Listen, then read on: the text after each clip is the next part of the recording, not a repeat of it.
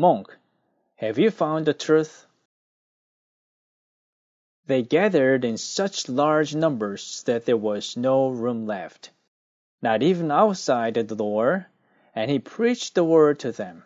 Mark 2:2. As soon as I got on the bus, I quickly scanned around for an empty seat. There was one empty seat in the middle area with a young Buddhist monk sitting next to it. I went and sat next to him. That's when Jesus spoke to me.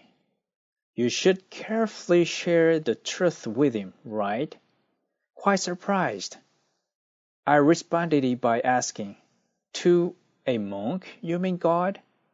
This was because I needed courage to be able to talk about God to a monk. As I was sitting there feeling somewhat reluctant, Jesus spoke to me again. "Remember what I have done for you? You simply need to tell him about it." I glanced at him out of the corner of my eye. He was a good-looking man. Wondering what had made this handsome man become a monk, I took courage and asked him, "Sir, have you found the way of truth?"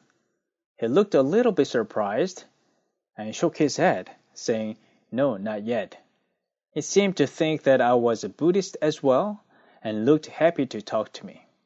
I asked him again, "Then, have you seen anyone who has found the way of truth?" Tilting his head, he said, "Well, I don't think I have." I said, "Entering the state of selfishness and impassivity is called finding the way of truth, right? That is when you are set free from selfishness, greed, and all the distracting worldly thoughts. You also call this reaching the spiritual realm of being delivered from worldly existence. Am I right?" He nodded. I also asked him if I was right to understand Buddhism as a religion which teaches self-delivery or self-salvation. He nodded again as a sign of affirmation. I said to him with confidence, "I have found the way of truth."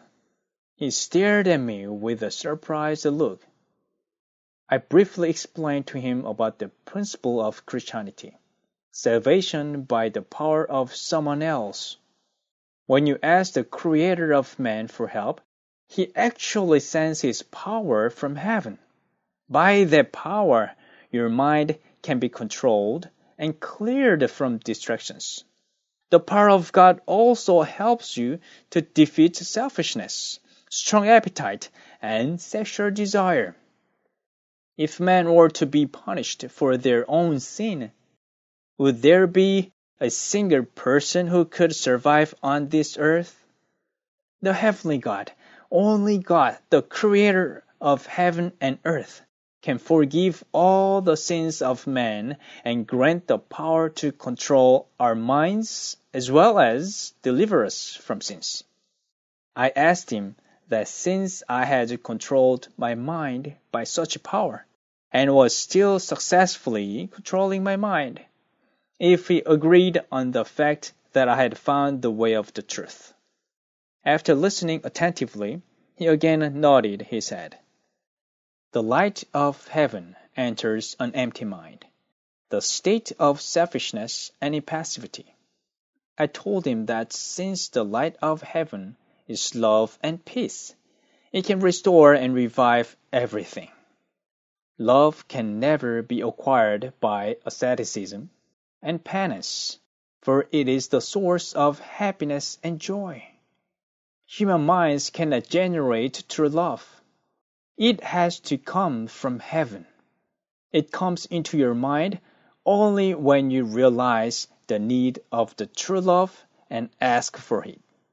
I told him to stop thinking of it as being too complicated and took out a small booklet titled The Faith of Today. He thanked me as he took the book and then got off the bus. As soon as he got off, I turned around to see him. He was standing still, reading the booklet. He was motionless until he disappeared from my sight as the bus turned around the corner. I prayed to God that since I had done my best to do my part of the job, He would now take over and lead him. Then I closed my eyes and rested my head on the window.